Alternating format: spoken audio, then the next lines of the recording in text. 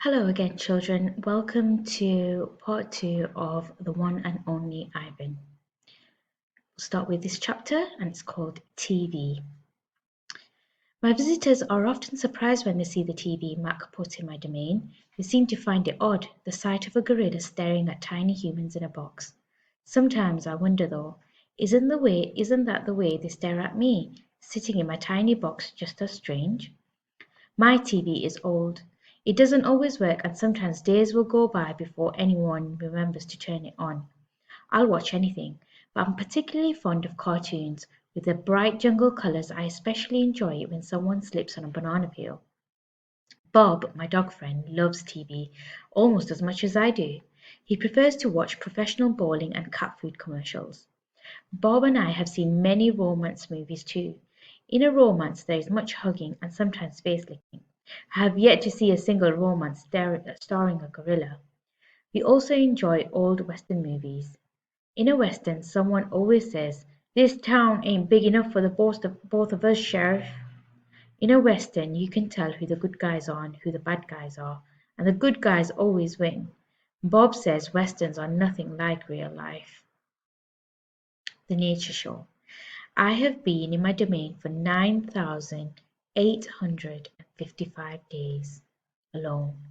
For a while, when I was young and foolish, I thought I was the last gorilla on earth.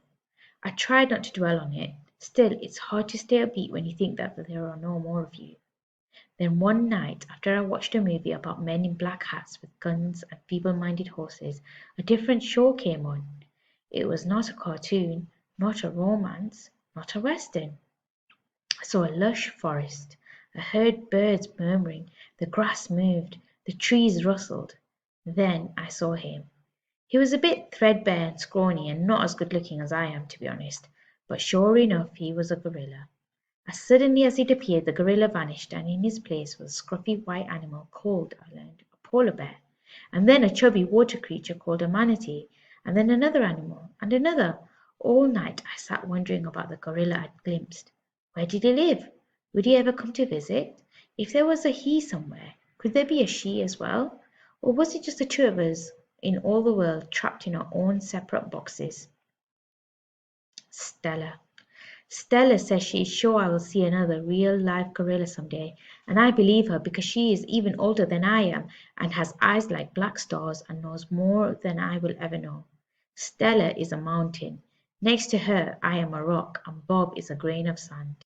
Every night when the stores close and the moon washes the world with milky light, Stella and I talk. We don't have much in common, but we have enough. We are huge and alone, and we both love yogurt raisins. Sometimes Stella tells stories of her childhood, of leafy canopies hidden by mist and the busy songs of flowing water. Unlike me, she recalls every detail of her past. Stella loves the moon with its untroubled smile. I love the feel of the sun on my belly. She says, "It is quite a belly, my friend," and I say, "Thank you, and so is yours." We talk, but not too much. Elephants, like gorillas, do not waste words. Stella used to perform in a large and famous circus, and she still does some of those tricks for her show. During one stunt, Stella stands on her hind legs while Snickers jumps on her head. It's hard to stand on your hind legs when you weigh more than 40 men. If you are a circus elephant and you stand on your hind legs while the dog jumps on your head, you get a treat. If you do not, the claw stick comes swinging. Elephant hide is as thick as bark on an ancient tree, but a claw stick can pierce it like a leaf. Once Stella saw a trainer hit a bull elephant with a claw stick. A bull is like a silverback, noble, contained, calm like a cobra is calm. When the claw stick caught in the bull's flesh, he tossed the trainer into the air with his tusk. The man flew, Stella said, like an ugly bird. She never saw the bull again. Stella's trunk. Stella's trunk is a miracle. She can pick up a single peanut with elegant precision, tickle a passing mouse, tap the shoulder of a dozen keeper. Her trunk is remarkable, but still it can't unlatch the door of a tumble-down.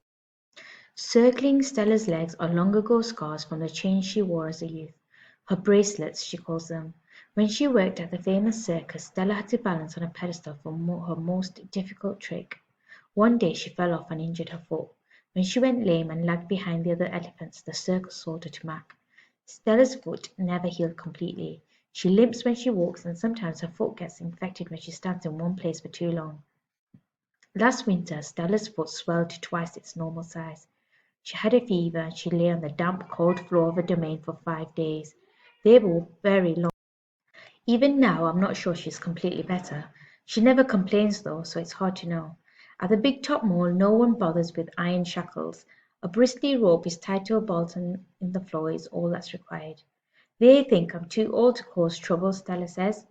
Old age, she says, is a powerful disguise. A plan. It's been 2 days since anyone's come to visit. Mac is in a bad mood. He says we are losing money hand over fist. He says he's going to sell the whole lot of us. When Thelma, a blue and yellow macaw, demands, "Kiss me, big boy," for the third time in 10 minutes, Mac throws a soda can at her. Thelma's wings are clipped so that she can't fly, but she can still hop. She leaps aside just in the nick of time. "Pucker up," she says with a shrill whistle. Mac stomps to his office and slams the door shut. I wonder if my visitors have grown tired of me. Maybe if I learn a trick or two it will help. Humans do seem to enjoy watching me eat. Luckily, I'm always hungry. I am a gifted eater. A silverback must eat 45 pounds of food a day if he wants to stay a silverback.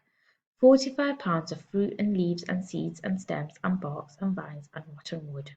Also, I enjoy the occasional insect. I'm going to try and eat more. Maybe then we can get more visitors. Tomorrow I will eat 50 pounds of food, maybe even 55. That should make Mac happy. Bob. I explained my plan to Bob. "Ivan," he says, "trust me on this. The problem is not your appetite." He hops onto my chest and licks my chin, checking for leftovers. Bob is a stray, which means he does not have a permanent address. He is so speedy, so wily, that more workers long ago gave up trying to catch him. Bob can sneak into cracks and crevices like a tracked rat. He lives well off the ends of hot dogs he pulls from the trash. For dessert, he laps up spilled lemonade and splattered ice cream cones. I've tried to share my food with Bob, but he is a picky eater and says he prefers to hunt for himself.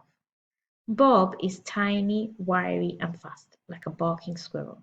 He is nuts-colored and big-eared. His tail moves like weeds in the wind, spiraling, dancing. Bob's tail makes me dizzy and confused. It has meanings within meanings like human words. I am sad, it says. I am happy, it says.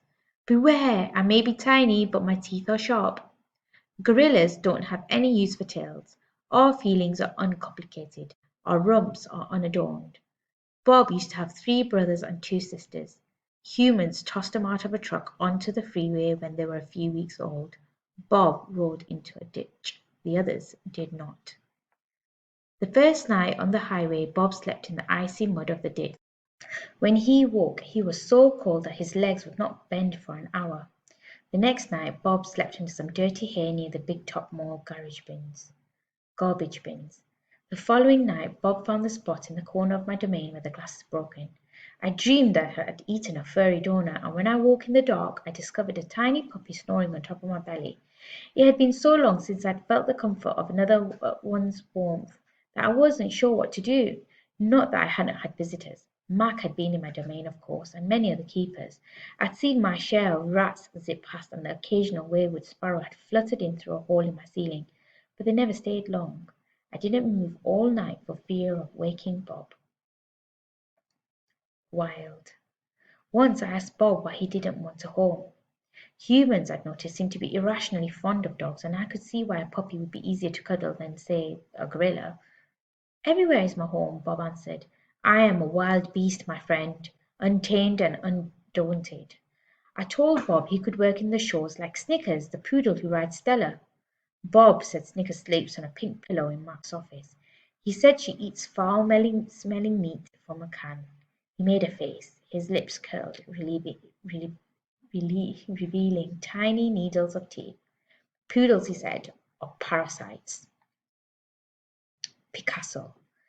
Mac gives me a fresh crayon, a yellow one, and 10 pieces of paper.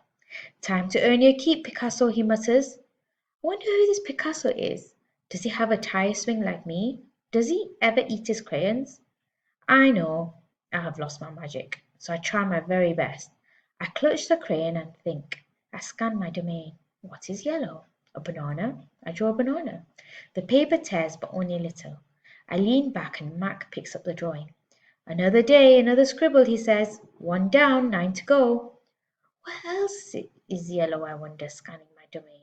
I draw another banana, and then I draw 8 more. 3 visitors. 3 visitors are here, a woman, a boy, a girl. I strut across my domain for them. I dangle from my tire swing. I eat 3 banana peels in a row. The boy spits at my window. The girl throws a handful of pebbles. Sometimes I'm glad the glass is there. My visitors return. After the show, the spit pebble children come back. I display my impressive teeth. I splash in my filthy pool. I grunt and hoot. I eat and eat and eat and eat some more. The children pound their pathetic chests. They toss more pebbles. Slimy chimps, I mutter. I throw a meatball at them. Sometimes I wish the glass were not there. Sorry. I'm sorry I call those children slimy chimps. My mother would be ashamed of me. Julia. Like the spit pebble children, Julia is a child, but that, after all, is not her fault. While her father, George, cleans them all each night, Julia sits by my domain. She could sit anywhere she wants, by the carousel, in the empty food court, on the bleachers coated in sawdust, but I am not bragging when I say that she always chooses to sit with me. I think it's because we both love to draw. Sarah, Julia's mother, used to help clean them all, but when she got sick and grew pale and stooped, Sarah stopped coming. Every night Julia offers to help George, and every night he says firmly, "Homework, Julia, the floors will just get dirty again." Homework, I have discovered, involves a sharp pencil and thick books and long sighs. I enjoy chewing pencils. I am sure I would excel at homework. Sometimes Julia dozes off and sometimes she reads a book, but mostly she draws pictures and talks about her day. I don't know why people talk to me, but they often do. Perhaps it's because they think I can't understand them, or perhaps it's because I can't talk back. Julia likes science and art. She doesn't like Lila Burpee, who teases her because her clothes are old, and she does like Deshaun Williams, who teases her too, but in a nice way. And she would like to be a famous artist when she grows up. Sometimes Julia draws me. I am an elegant fellow in her pictures, with my silver black gleaming like moon on moss. I never look angry the way I do on the fading billboard by the highway. I always look a bit sad though. Drawing Bob. I love Julia's pictures of Bob.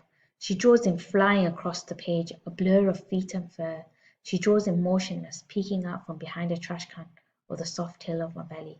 Sometimes in her drawing, Julia gives Bob wings or a lion's mane. Once she gave him a tortoiseshell. But the best thing she ever gave him wasn't a drawing. Julia gave Bob his name. For a long time no one knew what to call Bob. Now and then a mall worker would try to approach him with a tidbit. "Here, doggy," they'd call, calling out French fry. "Come on, Pooch," they'd say. "How about a little piece of sandwich?" But he would always vanish into the shadows before anyone could get too close. One afternoon Julia decided to draw the little dog curled up in the corner of my domain. First she watched him for a long time, chewing on a thumbnail. I could tell she was looking at him the way an artist looks at the world when she's trying to understand it. Finally she grabbed a pencil and set to work. When she was finished she held up the page. There he was, the tiny big-eared dog. He was smart and cunning, but his gaze was wistful. Under the picture were 3 bold, confident marks circled in black. I was pretty certain it was a word, even though I couldn't read it. Julia's father peered over her shoulder.